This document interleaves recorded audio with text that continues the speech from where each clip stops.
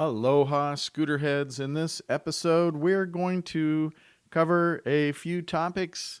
One or two are a little sensitive, including, hey, not everybody wants to wear a helmet. So let's hear the opposing side. I obviously advocate always wearing a helmet, but we're going to talk about urban planning, safety in general, and how it can really go overboard and overregulation can sometimes work against us.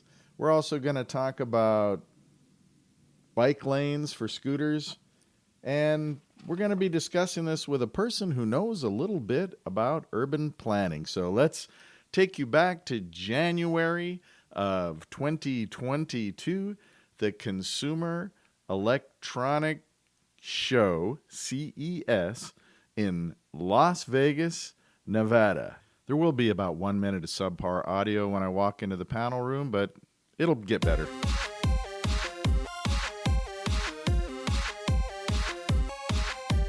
Scooter heads, welcome to another exciting and, in my opinion, fascinating episode of the Electric Scooter Podcast. And today we are going to speak still about scooters, but from a much broader perspective. And when I tell you a little bit about the person we are going to interview today, I think that'll help you get an idea for some of the things we're going to talk about and how these things relate to scooters specifically, but micro mobility in general. Today's guest is Andy Boenau. And let me tell you just a little bit about the person before I get into how we met, where we met, and why I wanted to interview him. Well, when you hear about the guy, you'll understand why I wanted to interview him. He is a person who helps customers, big business, whoever they are, tap into the power of storytelling in order to stand out from the crowd. He's been Chief Marketing Officer for startups. He's had several senior corporate roles, guiding industry-leading companies with digital marketing strategies, brand management, client relationship management, media services, on and on. He's been on an incredible amount of webinars, virtual summits, live streams, online education outlets. He's developed curriculum. Let me tell you, only a couple, because the list is so long, of venues that he's been featured in, and you'll see how it ties into electric scooting.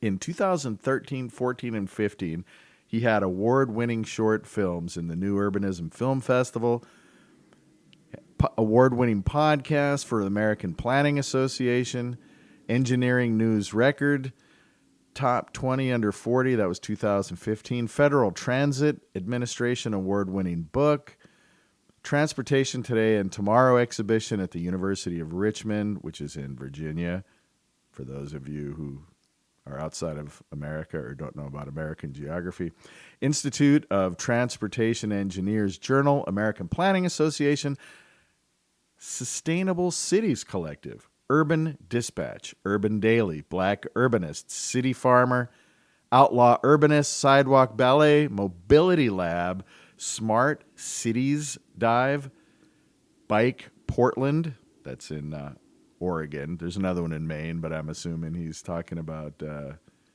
Oregon. Here, Mobility Blog, Bike Shop Girl, Cycling Industry News, and Urban Mobility Daily. That's just to name a few because I don't want to put you to sleep, but you can see the thread that weaves throughout all of these is micro-mobility, urban mobility, smart cities. So I wandered into the Consumer Electronics Show of 2022, my first time. I found the micromobility area, which took me quite a while, by the way, but I finally found it because it was outside. It was outdoors. Makes sense. I should have figured that out. Which was actually maybe it was easier for me to get in representing electric scooters, thanks to the Electric Scooter Guide, by the way. It was only attended by 25% of previous years. There's normally 170,000 people. This year there's only 45,000. The Scooter Dome is located in Las Vegas, so it's easy and convenient for me to get over there.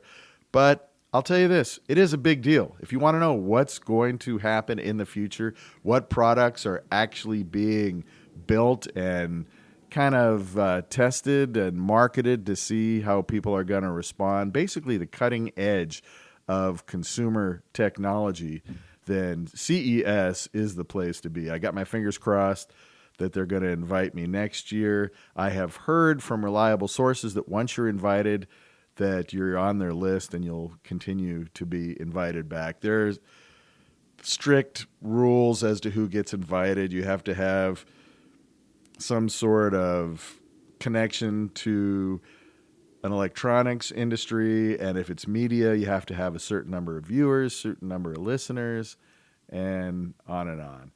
But I happened to walk into a conference that Andy was hosting, and unfortunately, I didn't get the entire conference on audio, or I didn't even get to hear it myself because I walked in late. I didn't even know it was happening. But they were just wrapping up, and it sounded a little bit like this.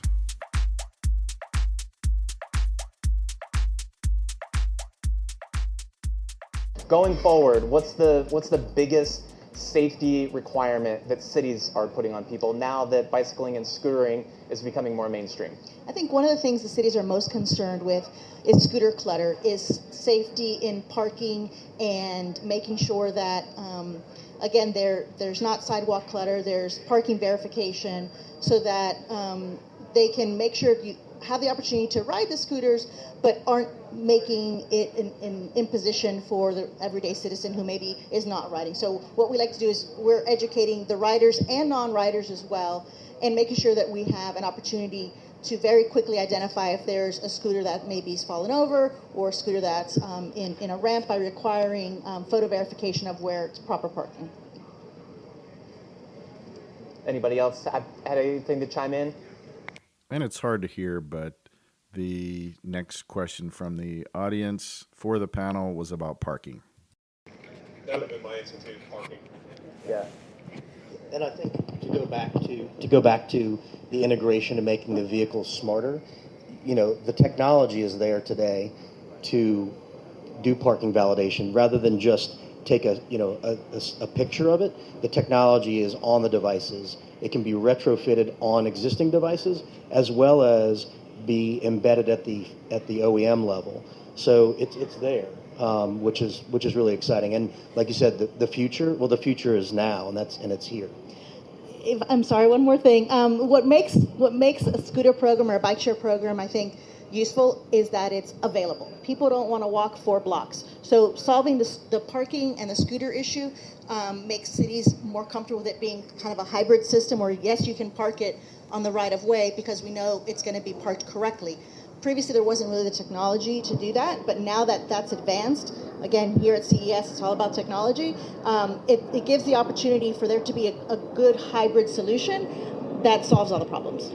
We're also at a great time in the evolution of urban planning and local regulations that cities across North America are actively looking for ways to reduce the amount of parking. So they're starting to throw out parking minimums. When I say parking, I'm talking about for cars. Mm-hmm. So this is a great time to become best friends with your local government employee who they want to figure out, how can I do this? So you can shorten up the number of car spaces while accommodating bicycling and scooters. So it doesn't have to be this us versus them. It's a great time to go with those local government officials who are trying to enforce these policies and say, hey, I've got a great way for you to not only throw out your parking minimums, mm-hmm. but to make life so much more enjoyable in the community. Yep.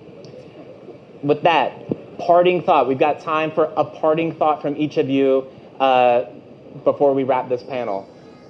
Lisette's shaking her head no, but I guess she's going to start anyway. Just excited to see all the innovation, all the products, meet all the incredible, smart people here, and just grateful to have been here with all you all. As I started, I'm honored to be on this talented panel, and I think what this represents is a really nice collaboration of everybody in the business, right? Technology, operators, government relations, municipalities. So I think it represents what we have to do to move forward and create a safer mobility environment. I'll actually leave our wonderful audience here with a parting challenge, or anyone watching live or recorded. We have a bunch of Internet of Things connected devices out there, and every day more and more hit the road. What if we actually use that as a mesh network for 5G rollouts? So crazy. I think that the next 6 months are going to be super exciting in this industry. I think we're now at a level of adoption that people realize that this is a great alternative. And it's going to be great to see next year what amazing innovations we're talking about. And I think the things that we, again, are talking about today, the future is here. You will see them rolled out in the next couple of months. So next year, it's going to be a whole new set of exciting innovations. Well, there certainly is a lot to talk about there. How about the mesh idea for 5G, planting something on individual scooters? Because I don't know much about 5G, and I don't know how much you know about it, but from what I understand, you have to be very close to the emitter in order to take advantage of it. Apparently, it's super fast. You can download stuff and upload stuff super fast, but you got to be near a 5G unit that is able to, I don't know if it's called a transponder. I don't know what the technical term is for it, but you got to be near that. I know because they have them on the Las Vegas Strip. If you're close to the Strip and you have 5G capable equipment such as a cell phone or iPad, whatever you happen to have, that you just get blazing speeds. But if you're away from it, then it really doesn't do you any good. So one of the guys on the panel was saying incorporate them somehow into scooters, and the lady said, "Whoa, you're nuts." We could unravel each of the topics that they brought up, but I just wanted to give you a taste of what the panel was about, and those were the closing statements. And it was hosted by Andy.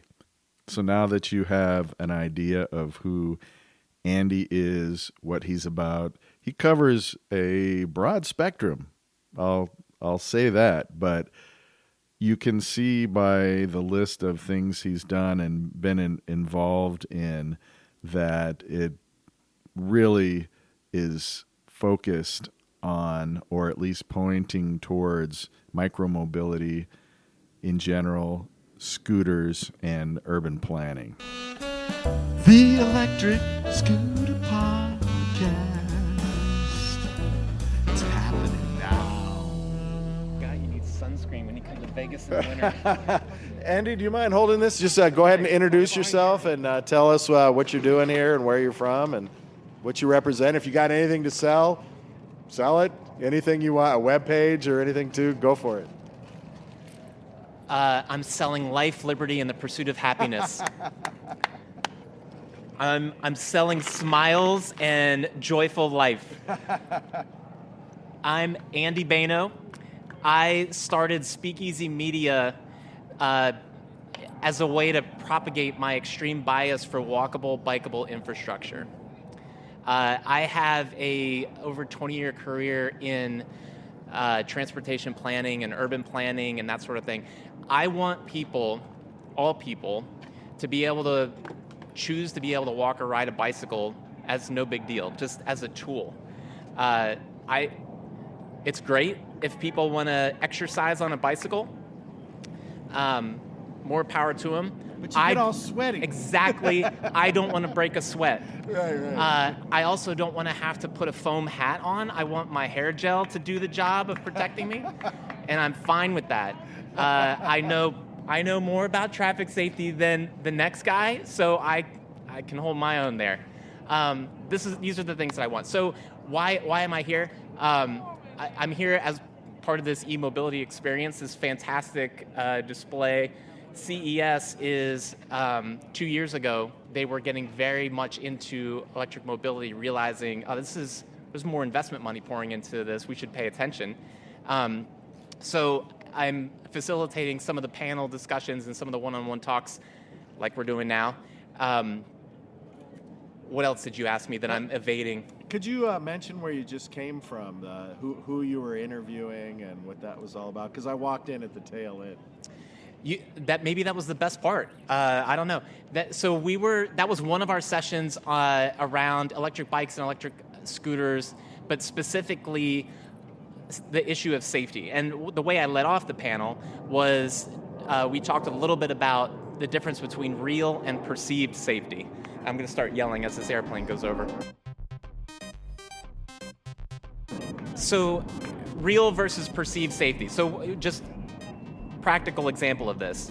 For a 10-year period in the United States, 400,000 people were killed in car crashes. So 400,000, that's an abstract number. What does that mean? In a 10-year period, 400,000 people died in car crashes. In that same 10-year period, there were about 10 people who died from peanut allergies. And yet, in the United States, you have this cultural feeling that we have to outlaw the peanut. I'm a parent. When my two boys are teenagers now, they're 18 and almost 16. When they were little and they were out on a soccer field or whatever, try being the parent who it's your turn for snack day after the game. Uh-huh. Try bringing peanuts or something that was manufactured or bagged in the same state as a peanut facility. Right. Like the black minivans swarm you, and they're like, oh, we got a carrot who's got a peanut.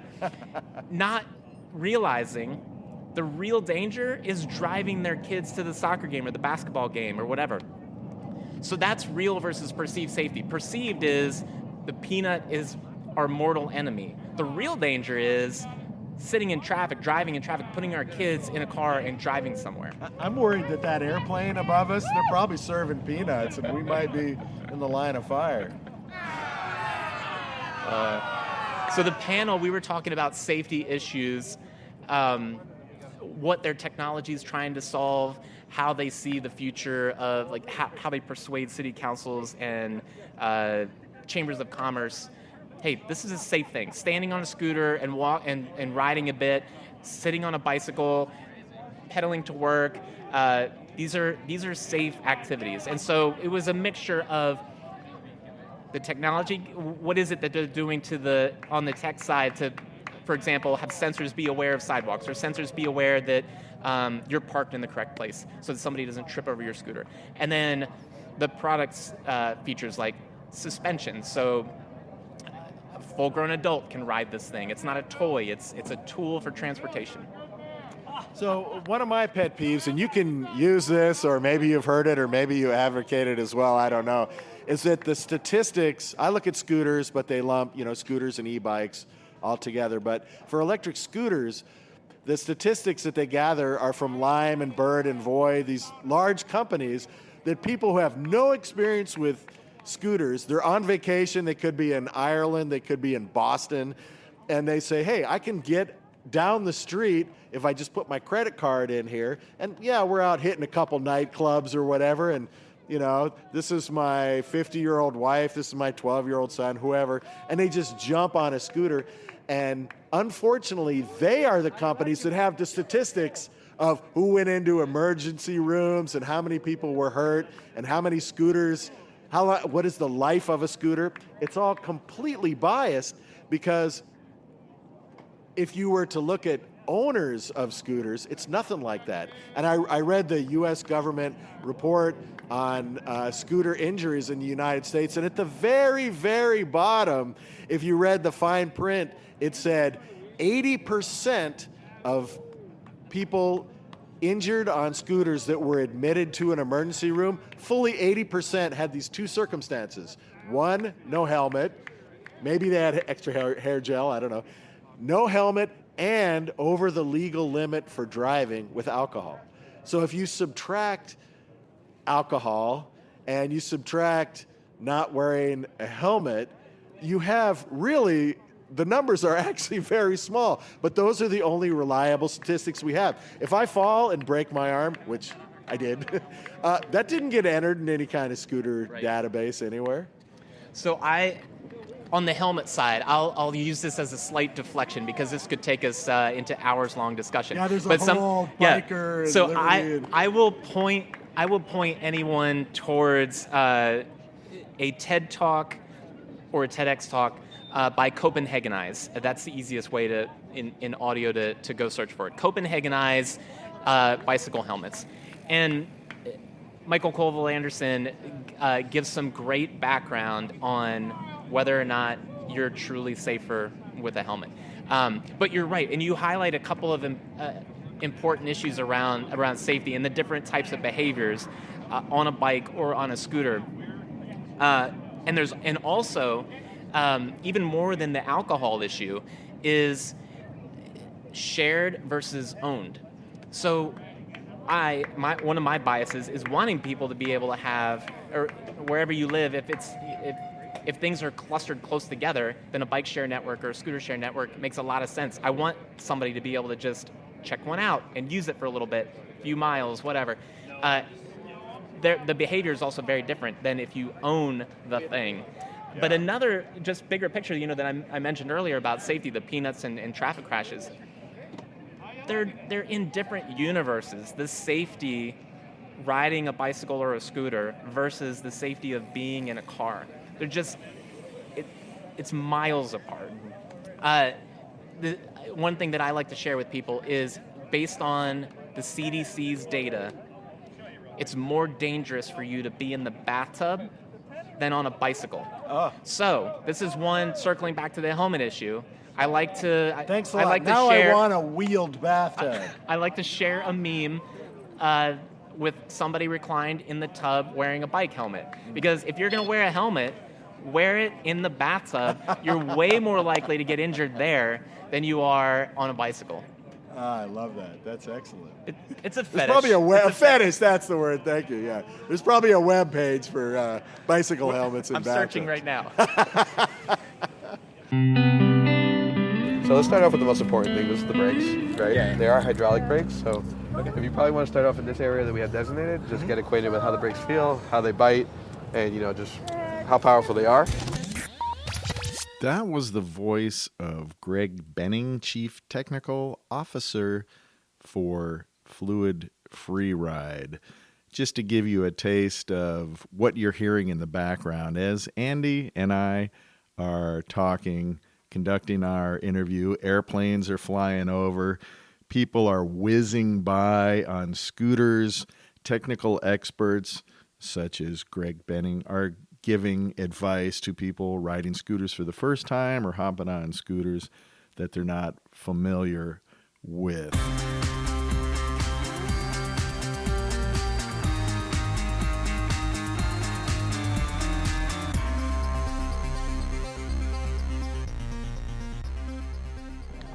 So you remember transparencies from the olden days, where you go and professors got their projector down in front and put the transparency on and mark up notes for class. So landscape architects, several years ago, were developing basically a transparency that had a printed on, what's the word I'm looking for? I guess a cross-section or a typical section of what a street might be. And so this is not high science kind of thing. It was just, nobody had used transparencies in so long, it seemed like a novel idea. But these were like postcard size, or 3x5 inch or 4x6 inch kind of postcards that were mostly transparent, but you had on there printed street trees, or another one might have bike lanes, or another one might have a bike share hub, something like that. And so what you could do, it had different perspectives. You could walk out into the street or into a plaza and hold it up, I'm extending my arm, and I've got this thing pinched in my fingers, and I could look at the street or the plaza, and I could see, oh, this is where the street trees would go, and this is how a 4-lane road would look if it was only 2 lanes plus bike lanes. So one of the things I'm really excited about with the future of augmented reality and virtual reality, but especially augmented, is just being able to have little tech gadgets or an app where I could simply look at a vacant parking lot or a site that has an abandoned hotel and visualize through augmented reality, what would that look like if it was anything else? And so you could enter its technology. It's just a matter of ones and zeros. Enter in some other use for that. Maybe it's a skate park. Maybe whatever the thing is. Maybe it's another same use building. It was a hotel before. It's a hotel again, but now it's got bike infrastructure. Yeah, I want flyover bike lanes that skip intersections Exactly. with red lights. Which you could do, like that kind of thing is so doable through augmented reality, especially now with young gamers who are realizing what they can do in design. And you've got like elementary school age people, I'm blanking on the name of the game, but where you use blocks, digital blocks to build worlds. Sim City? Well, that's an older one, but there's a newer one that it looks crude, it looks like Legos, but it's just this ideas around building things, and they can very quickly build like a cycling highway. What would a bike highway look like in Las Vegas? Well, let's open up the app, or let's use our augmented reality goggles, or whatever the thing is. So it doesn't have to be this immersive, full body suit kind of thing, or you're in your pod and you're looking at a fake world. Just little things like a little app to be able to visualize what could be, and that's the kind of thing that really will persuade city councils, planning commissions, parent groups of any kind, parent-teacher associations, whatever. Any group that you need to persuade bicycling to this destination is useful and safe and healthy. We want to get this done. Or scooters. Yeah, exactly. Hop on a scooter, ride it to school, fold it up, and store it on the wall. Yeah. I love it. Anything that you can store vertically as opposed to horizontally. You obviously can't do that with a car, but a scooter, you can fold it down, and with a hook on the wall, you can just pick it up and hang it there, and you're not taking up space, you're not taking up parking space. Yeah. What are you most excited about for the future of electric scooters? Actually, I'm waiting for space boots. I want to put on my shoes, hit a button, and just go. But that's a great question, and it really has to do with infrastructure. I scheduled a meeting with USCSC department. It's Consumer Affairs. It's not the Department of Transportation that handles scooters and e-bikes. It's Consumer Affairs. And we'll talk to you, we'll give you an interview. And it ended up, all they did was give me some pre-written piece of paper from a year prior that said, if you have any questions, this has to answer it. So they went back on their word to give me an interview.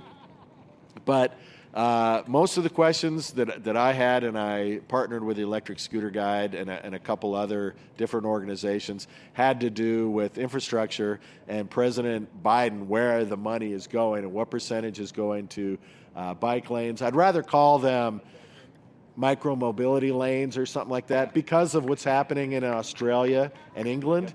And that is, they call them bike lanes so e-bikes can get in, but scooters will get a ticket because it's not a bike and this is a bike lane. It's English semantics, but in Australia and in England, they're going with that. And they will actually confiscate your scooter. So what I'd like to see, I think you should go with pie in the sky. On the panel, somebody mentioned something that was kind of out there and people chuckled a little bit, but I think you should ask for this, maybe settle for this at a lower level. So I would like to see, okay, here it is, you asked. The interviewer is now the interviewee. So lanes that have solar panels, and along the way there are charge stations where people can plug in and charge whatever PEV they happen to be riding and continue on down the road. And I want flyovers. For some reason, we talk about people, they're weird peccadillos, or you, for example, Andy, have a fetish for people wearing bicycle helmets in bathtubs. My fetish is being on a scooter and going over a bridge. I like that here at the track they have that little bridge.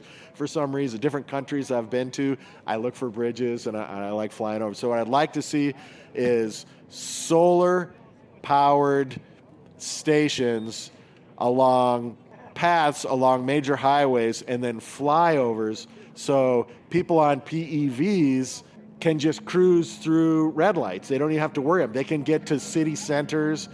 And I imagine a person in a car sitting at a red light with pollutants coming out the back of the exhaust and looking at the next person who's texting in their car or whatever and going, when am I going to get to work? And seeing a scooter just cruise by, or an e-bike cruise by on a flyover and thinking, maybe that's what I ought to be doing. Yep. Exactly. So that's a long answer to a short question, but that's where I'm at.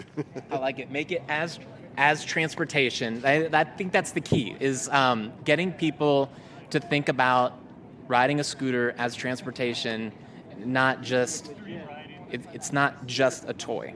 There will always be someone or some group of people that can use it as a toy, but thinking of it as getting from here to there, wherever that may be, that's how you get, culturally, you get a shift in how people think of these things. Yeah, the semantics of lane types is a big pet peeve of mine. So what I heard you saying was in England they should speak American instead of English. Is that the American language? I've had issues with that in the States. So doing work in urban planning and dealing with local regulators, I've always had issues with authority.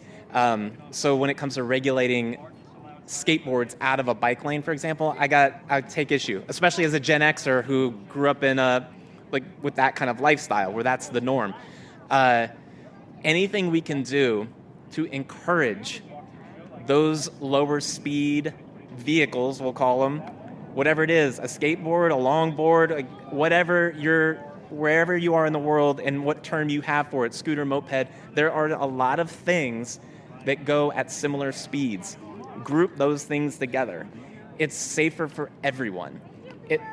One way to look at it, if you're talking to a group of people who, it's the car lobby, for example, this is the best thing for cars because you don't have to worry about, in your mind, that idiot who's going to swerve in front of me. No.